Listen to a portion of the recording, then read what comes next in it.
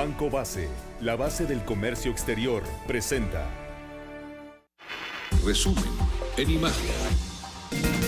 Se dictó formal prisión al que fuera gobernador de Tabasco, Andrés Granier, por el delito de operaciones con recursos de procedencia ilícita por un monto de 35 millones de pesos, que le sale, bueno, barato en serio. El juez cuarto de distrito en materia penal federal, que es Taisia Cruz, encontró elementos suficientes para sujetar a proceso a este señor, que no alcanza la libertad bajo fianza por tratarse de un delito grave. Su defensa tiene 3 días para apelar a la formal prisión. Según el pliego de consignación, durante su mandato, Andrés Granier Melo adquirió a través de distintas cuentas los poco más de 35 millones de pesos sin que haya constancia de su procedencia legal. Habrá muchas otras cosas que comprobar. En los primeros minutos del miércoles vence el plazo para definir su situación jurídica por una segunda acusación, esta por defraudación fiscal. Otra vez le sale barato, por 2.156.489 pesos por la omisión del pago de impuestos durante el ejercicio 2009. ¿Y dónde está lo del ISR? Retenido a los maestros del Estado. Nada más esa era por 2,000 y pico de millones. Retienes dinero a los trabajadores y no le pagas a la Secretaría de Hacienda. No sé si esto se lo vayan a perdonar o el culpable sea otro. Mientras, se dan a conocer más anomalías en la administración de Granier. La Secretaría de Educación del Estado no pagó las pensiones alimenticias que se descontaron a maestros por mandato judicial. Fíjense nada más, por mandato judicial, por haber estado divorciados o separados de sus parejas, según informa el actual gobernador Arturo Núñez, sin especificar el monto del adeudo, que ahí hay otra, ¿no? Además, todos en base al sacrificio de la clase trabajadora. En otros temas, el panorama económico para este año no pinta mucho mejor que en la primera mitad, o sea, para la segunda, que se había hablado con mejores perspectivas de lo que sería un incremento a la actividad económica. Resulta que analistas consultados por Banco de México reducen el pronóstico de crecimiento, y en el año se pensaba que ya reducido, que íbamos a estar en 2.96% del Producto Interno Bruto, y resulta que queda en 2.84%. Y con ello, otra vez la perspectiva para abajo. Según la revisión, íbamos a poder crecer por el 4, después por el 3, después por el 2 alto, y acabamos en esto, 2.84%. Los 35 grupos financieros consultados por el Banco de México basan su pronóstico en la debilidad del mercado externo, pero también en la continuada inestabilidad financiera, así como en la ausencia de cambios estructurales en el país y los problemas que por la inseguridad se han presentado. Esos que se siempre intenta minimizar. Por otro lado, las remesas que envían los mexicanos desde los Estados Unidos principalmente acumulan 11 meses continuos con retroceso a tasa anual. En mayo pasado cayeron 13.17% en relación al mismo mes del periodo anterior. Analistas esperaban un leve repunte en este dato ante la recuperación del empleo en los Estados Unidos y la aparición de un dólar con respecto de nuestro peso que pudiera resultar favorecible, o sea, que se le pudiera favorecer a una mayor recaudación y con esto un mayor ingreso para México. En Nuevo León, el presidente Enrique Peña Nieto anunció que este año podría registrarse la mayor inversión extranjera directa en el país, al atestiguar el anuncio de inversión de la empresa de alimentos Mondelez International de $600 millones y de la firma juguetera Lego por $125 millones para este año. México está proyectando mayor confianza al mundo y que si mantenemos este ritmo de crecimiento y de inversiones que están llegando a nuestro país, desde ahora podemos anticipar que este año 2013, que espero sea mejorado en los próximos años, pero ya desde ahora podemos anticipar que 2013 será el año en el que llegue mayor inversión extranjera directa, superior quizá a los 35,000 o 40,000 millones de dólares, que será la más alta que se haya registrado en la historia reciente de nuestro país. Miren, nada más por la operación de la Modelo es más de la mitad de lo que habla el presidente. Digo, con todo respeto, hay que ver las cosas como son, ¿no? La empresa InBev compra el otro 50% de Modelo por 20,000 millones. Si el presidente habla de 35 o 40,000 millones, pues ahí tenemos a la mitad. O sea, lo demás, además no está diciendo mentiras, simplemente estamos hablando de que la mitad de la inversión extranjera realmente es una compra de una empresa ya mexicana, bueno, que era mexicana y que ahora es belga y brasileña. Y la violencia en vísperas del proceso electoral del próximo domingo no cesa. El candidato de Movimiento Ciudadano a la alcaldía de San Dimas, Durango, Ricardo Reyes Zamudio, fue secuestrado y después hallado sin vida en un paraje a 10 minutos de la cabecera municipal. Su cuerpo presenta varias heridas de bala. Otra vez, un candidato a una presidencia municipal víctima. Y como de esto le hablamos ayer y anteayer y la semana pasada y las anteriores, ya esto no pinta, ¿no? Y cuando se habla de que ahora sí estamos mejor y que no hay violencia y que qué barbaridad, datos de la Secretaría de Gobernación, yo no sé realmente de dónde saca el señor Osorio Chong sus cifras, o no sé si a lo mejor no oiga noticieros, nada más oiga lo que le pasan. A unos días de los comicios, bueno, no todos los noticieros tratan esto, pero en fin, ya saben. A unos días de los comicios del próximo domingo, el Instituto Electoral y de Participación Ciudadana de Durango confirmó, después de la muerte de este candidato a alcalde, confirma el Instituto Estatal Electoral de Durango la renuncia de diversos candidatos de partidos diferentes o de coaliciones. Principalmente son renuncias para regidurías, tanto propietarias como suplentes, sin que se especifiquen los motivos, pero están viendo estos candidatos que matan a otros candidatos y dicen, pues yo que voy a participar, me voy. Efectivos del ejército participarán en la vigilancia de la jornada electoral en Durango, principalmente la comarca lagunera, informa el presidente del órgano electoral estatal, Javier Mier. Mientras los partidos cruzan acusaciones sobre la intervención de gobiernos en el proceso comicial, o sea, mano negra. El dirigente del PAN, Gustavo Enrique Madero, actualizó denuncias en 9 de los 14 estados donde acudirán a las urnas el próximo domingo. Entre ellas señala la presunta participación directa de gobernadores, la dudosa actuación de organismos electorales y tribunales locales, el uso de programas sociales para sesgar el voto, la coacción, la entrega de tarjetas a cambio de sufragio. Lo mismo, ya sabe usted, este mecanismo que ya sabemos practica el PRI y también los otros partidos políticos, el PRD fundamentalmente, el PAN en algunos lugares, todos. Es un cochinero. Esto, Madero señala que ninguna de las 67 denuncias formales que presentó su partido han sido atendidas, dice, ni nos pelaron, lo que considera una alerta roja ante la cercanía de los comicios y advierte que estas violaciones al juego de la democracia ponen en riesgo, entre otras, al Pacto por México, pero también al futuro inmediato del país.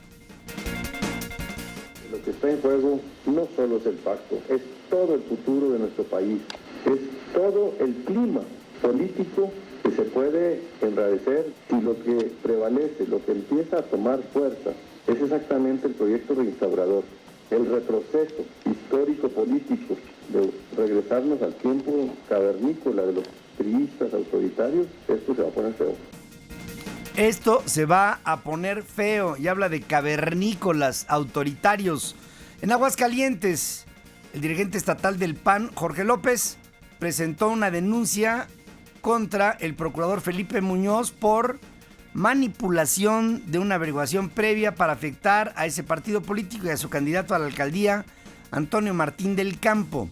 Por otro lado, responden al fuego y el dirigente nacional del PRI anunció que su partido presentó otra denuncia en contra del gobernador de Baja California, el panista José Guadalupe Osuna Millán, por presunto desvío de 1,350 millones de pesos de recursos públicos a favor de candidatos del PAN a gobernador, alcaldes, el único de los 14 estados en donde habrá elecciones para gobernador es Baja California. Y dice César Camacho, con su enorme calidad moral, que están haciéndole trampa en Baja California. Tenemos elementos objetivos que estarán puestos a su disposición para afirmar que 1,350 millones de pesos de recursos públicos se han desviado para darle solidez y buscar eficacia en esta estrategia electoral, como dije, impulsada desde el gobierno del Estado.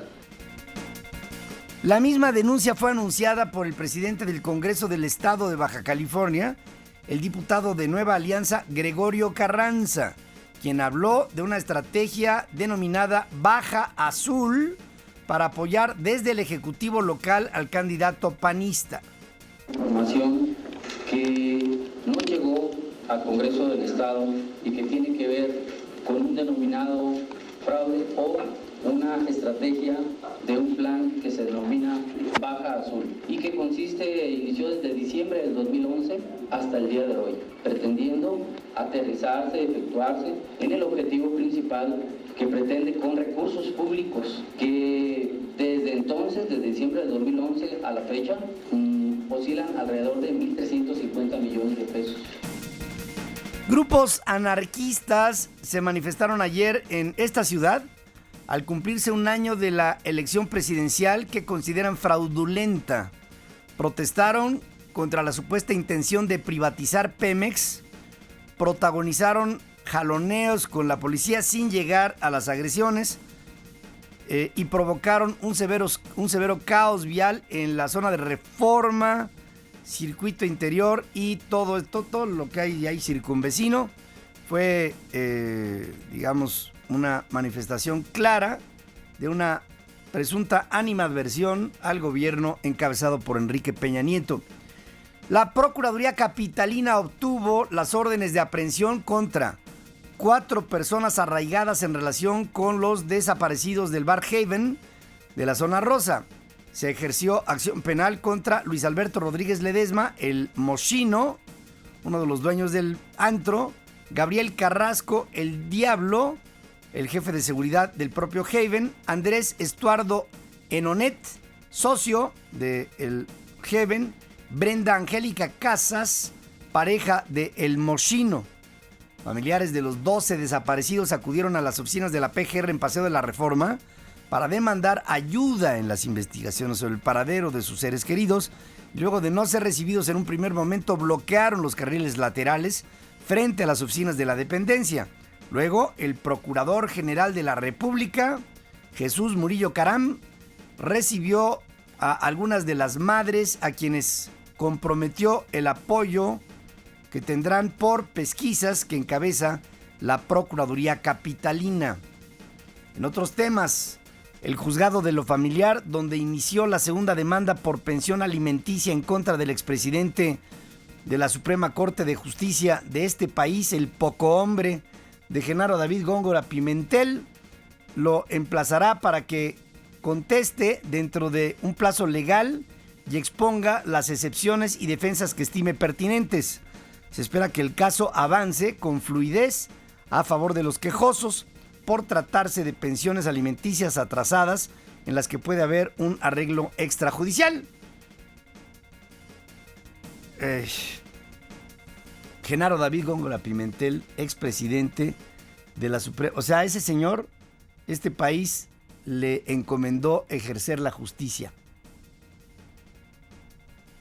El gobierno de Sonora descarta proceder al desalojo en el bloqueo de la carretera federal 15 por inconformes con el trasvase al acueducto Independencia, porque no tiene facultades para desalojar un camino federal, dice el secretario general de gobierno, Roberto Romero.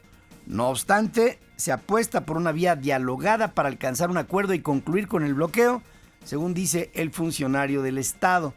Primero, se transgrede a la ley. Después, se trata de negociar. Se hace sentir que es un delito, pero antes de ejercer la ley como tal, se va a tratar de dialogar para que entonces no se castigue a nadie.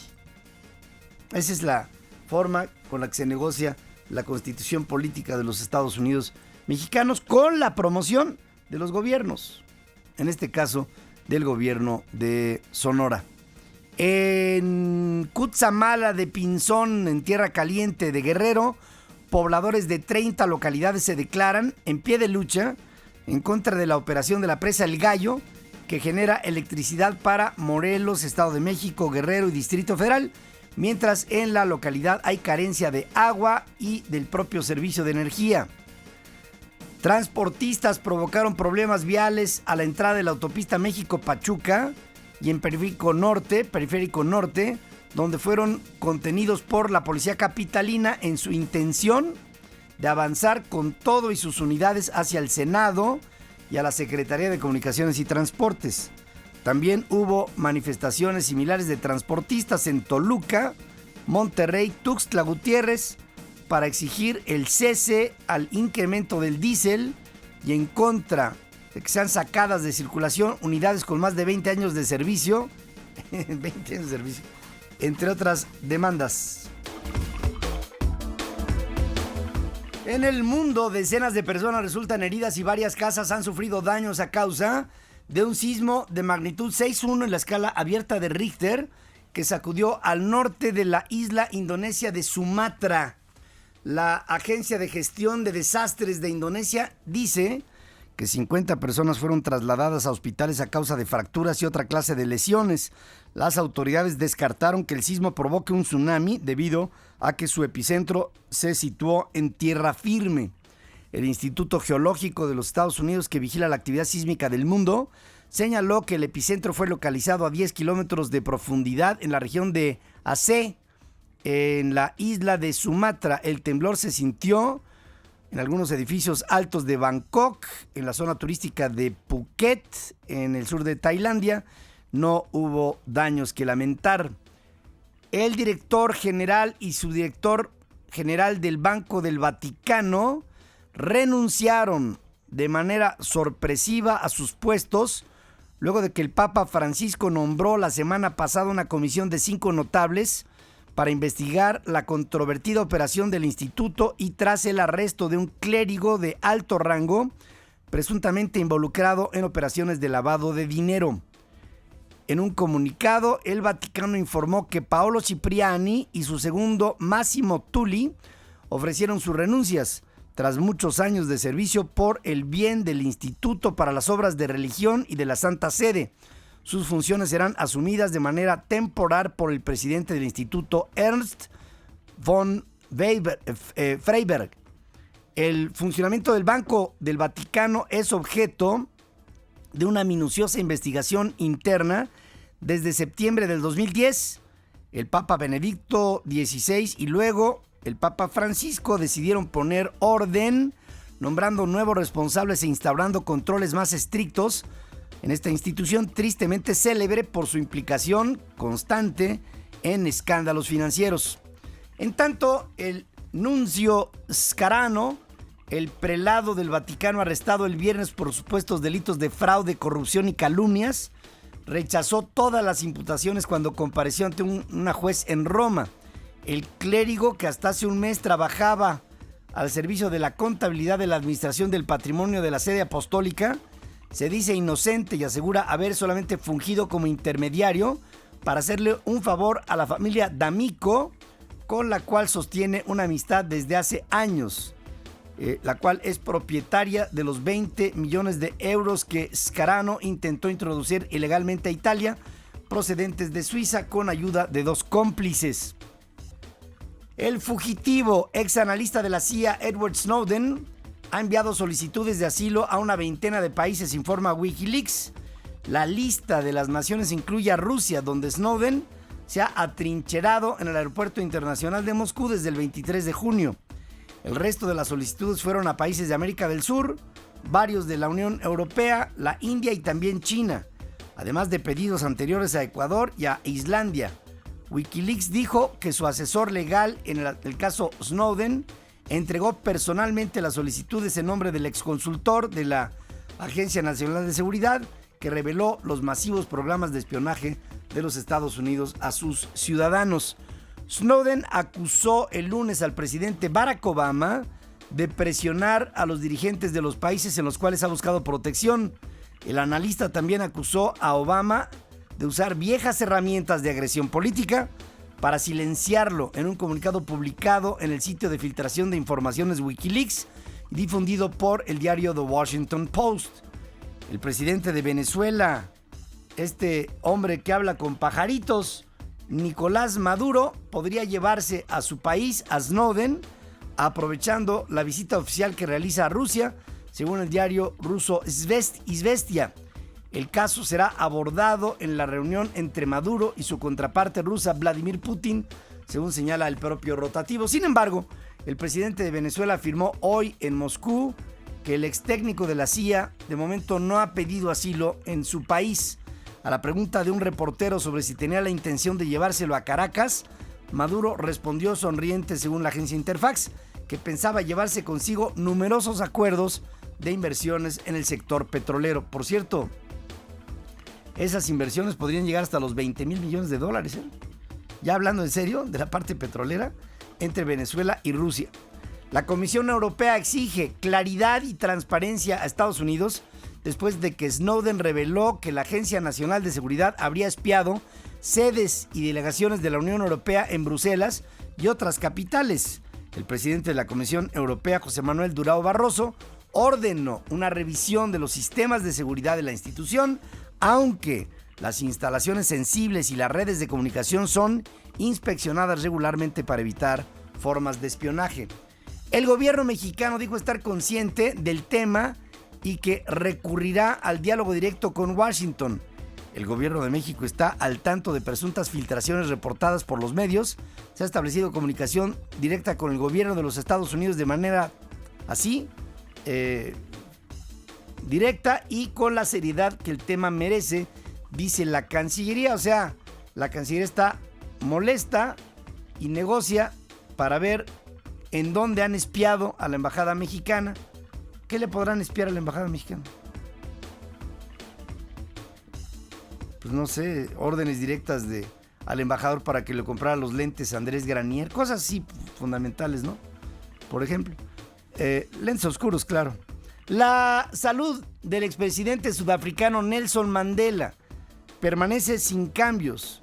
Está grave, pero estable, según informa la presidencia de Sudáfrica, mientras cientos de personas permanecen fuera del hospital en donde está internado. En una declaración oficial difundida en su página de internet, el presidente Jacob Zuma indicó que la situación de Madiba sigue siendo crítica, aunque estable, igual como desde hace 9 días. El Premio Nobel de la Paz fue hospitalizado de urgencia el pasado 8 de junio a consecuencia de una infección pulmonar recurrente, pero el día 22 entró en situación crítica y está, no sé si aguantando, porque yo creo más bien que todo esto es producto de la magia de los respiradores artificiales. El incendio forestal que cobró la vida de 19 bomberos en un área montañosa al noroeste de Phoenix, en Arizona, cuadruplicó su tamaño en las últimas 24 horas, alimentado por vientos, resequedad en la zona y altas temperaturas. El incendio, que tenía una extensión de al menos 1,000 hectáreas la mañana del domingo, ya afecta a por lo menos 3,500. Unos 400 bomberos continúan batallando para sofocar las llamas, mientras las autoridades evacuaron a cientos de personas en los poblados de Yarnell y de Peoples Valley, en Arizona, insisto.